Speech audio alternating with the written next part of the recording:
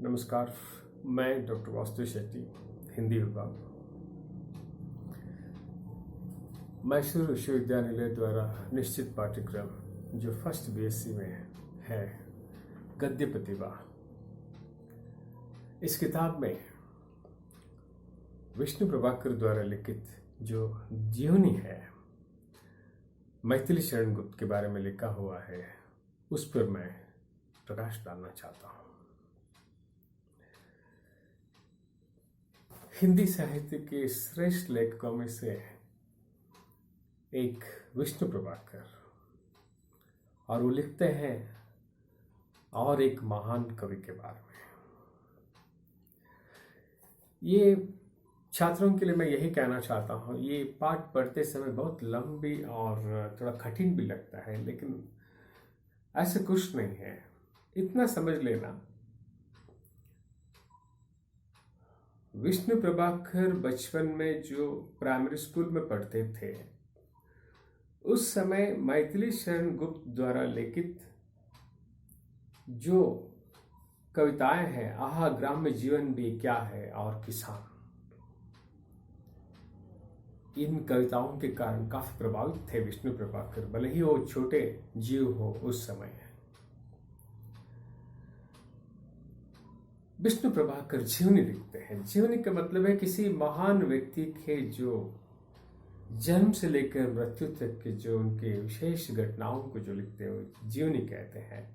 और ये गद्य प्रतिभा में एक प्रमुख कृति कह सकते हैं। विष्णु प्रभाकर आगे चलकर प्राइमरी स्कूल में काफी प्रभावित थे, लेकिन और 20-25 सालों में वो एक नौजवान बनने के बाद एक अच्छे लेखक भी बनते हैं। और लेखक की हैसियत से उनको कभी कभी कवि सम्मेलन वगैरह वगैरह जगह उनको मिलने का मौका मिलता है, और उस समय उनको मैथिली शरण गुप्त जी से मिलने का मौका मिलता है, और वही लेखक से अपार प्रेम, प्यार, विश्वास मिलता है। इसके लिए विष्णु प्रभाकर बहुत ही क्या कह सकते, बहुत ही खुशी महसूस करते हैं। बचपन में जिस व्यक्ति से हम प्रभावित थे और आगे चलकर जिंदगी भर जिसके स्नेह हम प्राप्त करेंगे, इसे कहने के लिए शब्द नहीं है। और मैथिली शरण गुप्त द्वारा लिखित भारत भारती, यशोधरा और साकेत ऐसी कृतियों के कारण, भले ही वो नहीं मिले मैथिली शरण गुप्त जी से, लेकिन इन कृतियों के कारण विष्णु प्रभाकर उनकी अंतरंग स्नेह प्राप्त करते हैं। यानी उन कृतियों के कारण उनको एक तरह का तादात्म्य पैदा होती है। एक बार विष्णु प्रभाकर अब लेखक की हैसियत से कुछ तो नाम कमाए हैं, इसलिए एक काशी अधिवेशन में हिंदी साहित्य सम्मेलन के मौके पर उनको पहली बार मैथिली शरण गुप्त जी से मिलने का मौका मिलता है। तब केवल नमस्कार तक ही सीमित रहता है। मारवाड़ी जैसे वेशभूषा में देखकर आश्चर्यचकित हो जाते हैं विष्णु प्रभाकर। ऐसे ही उनकी जो साहित्यिक संदर्भ के कारण, अलग अलग संदर्भों में उनके स्नेह के कारण, एक बार मैथिली शरण गुप्त उनको अपने गांव में बुलाते हैं, और विष्णु प्रभाकर उनके गांव चिरगांव पहुंचते हैं। उनके अग्रज यानी बड़े भाई सियाराम शरण गुप्त जी जो दिल्ली में थे, उनके कारण उनका पहला भी परिचय हो चुका था। आज वो चिरगांव पहुंचते हैं, और चिरगांव में जाकर उनकी अपरिमित स्नेह पाकर अपने आप को धन्य महसूस करते हैं। बिल्कुल सरल वेशभूषा में कहीं ठंड दूर करने के लिए जो आग ढाले थे, वहां हंसी मजाक करके रहे हुए इतने बड़े लेखक को देखकर काफी आश्चर्यचकित हो जाते हैं विष्णु प्रभाकर।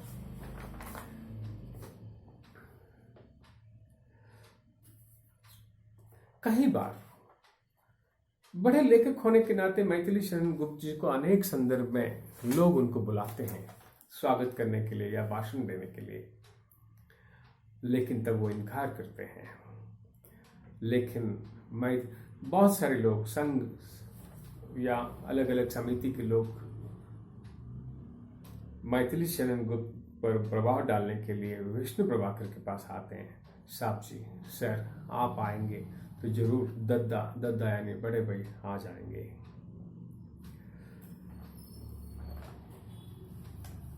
मैथिली शरण गुप्त जी के विनम्रता के बारे में कुछ लोग कहते हैं कि ये विनम्रता व्यापारी की विनम्रता है।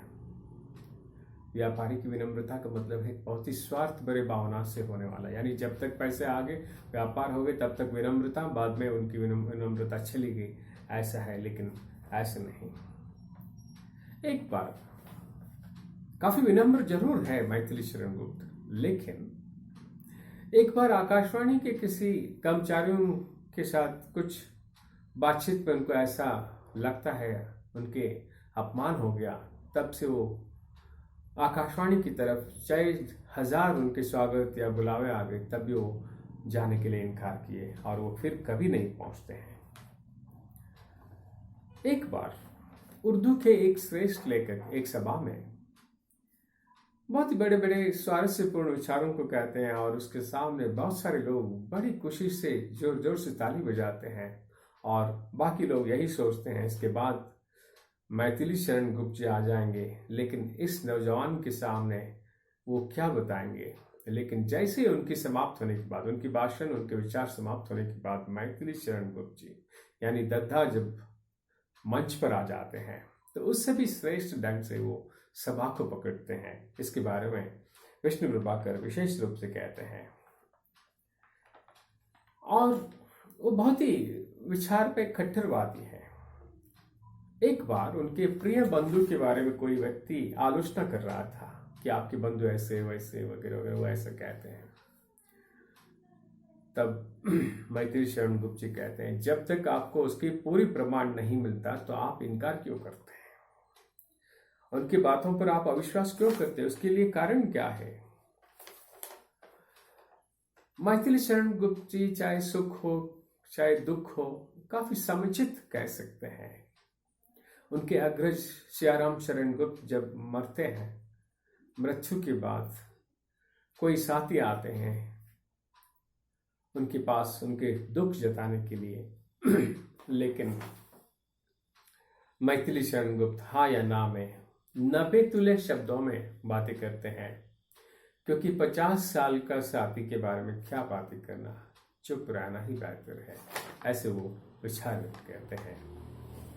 और ये काफी गौरवपूर्ण स्थान पर पहुंचे हैं। 2 बार राज्यसभा के सदस्य रहे और राज्यसभा के सदस्य रहने के बावजूद भी कांग्रेस के कारण वो जो सभा के सदस्यत्व मिली है कहते हैं, लेकिन जब चर्चा की समय आती तब वो किसी पार्टी के बारे में नहीं सोचते हैं और 2 ठूक जवाब देने में वो कभी पीछे नहीं हटते थे। 1941 में बिफोर इंडिपेंडेंस की घटना है ये। एक बार कोई अफसर उनको उनके अग्रज के साथ, उन्हें उसके बड़े भाई के साथ उसको कारागृह में डालते हैं। तब मैथिली शरण गुप्त कहते हैं, तुम्हारे दिमाग खराब हो गया, तुमसे क्या बातें करना, बातें ही नहीं करते हैं। तो इस तरह उनके बहुत सारे संदर्भ मिलती है। एक बार बेचन शर्मा उग्र जो है वो भी बहुत प्रसिद्ध लेखक है। कभी वो मिलते हैं, मिलने के बाद वो कहते हैं, मित्र कभी हमारे घर आना जूठन गिराने के लिए।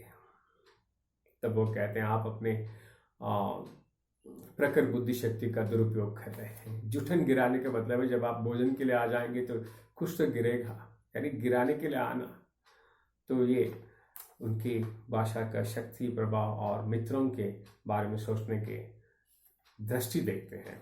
और कई बार उनको मिलने के लिए जो बड़े बड़े लेखक वगैरह आते हैं तब वो जरूर यहीं बगल में ही बेचन शर्मा उग्र है, उनसे भी मिलकर जाइए, वो कहते हैं।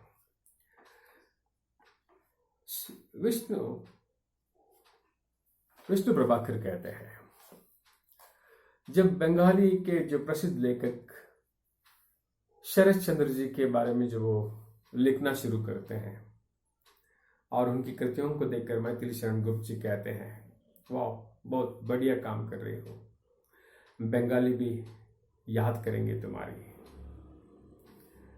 एक बार शनिवार समाज के जो संघ के कुछ लोग कहते हैं, मैथिली शरण गुप्त जी को बुलाते हैं, आप आइए, हम पहली बार हुए सांसद को, खास करके जो साहित्यिक क्षेत्र जो राज्य संसद में पहुंचते हैं, राज्यसभा में पहुंचते हैं, उनको स्वागत करना चाहते हैं।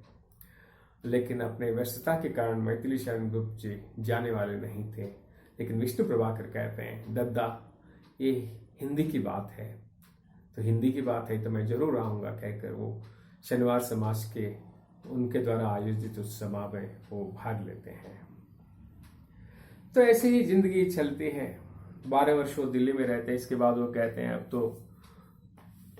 अब तो पैर जवाब दे रही, यानी अब हम ज़्यादा दिन नहीं रह सकते, आते रहना, छिरगांव में आना, ऐसे वो कहते हैं। 1905 से 1965 तक, लगभग 60 साल तक, 60 ईयर्स वो लिखते हैं और एक से भी एक बेहतरीन कृतियों को मैथिली शरण गुप्त जी लिखते हैं।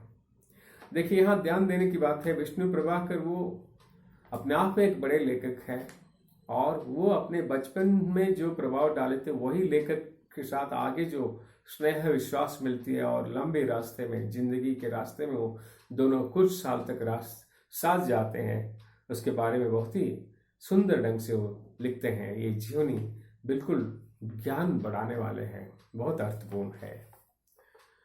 तो आपको मैं छात्राओं को यही कहना चाहता हूँ, इसमें आपको कोई कठिनाई नहीं है, केवल विष्णु प्रभाकर को जिंदगी भर प्रभाव डालने वाले एक श्रेष्ठ लेखक के बारे में वो व्यक्त करते हैं अपने विचार। बहुत ही अर्थपूर्ण जीवनी है।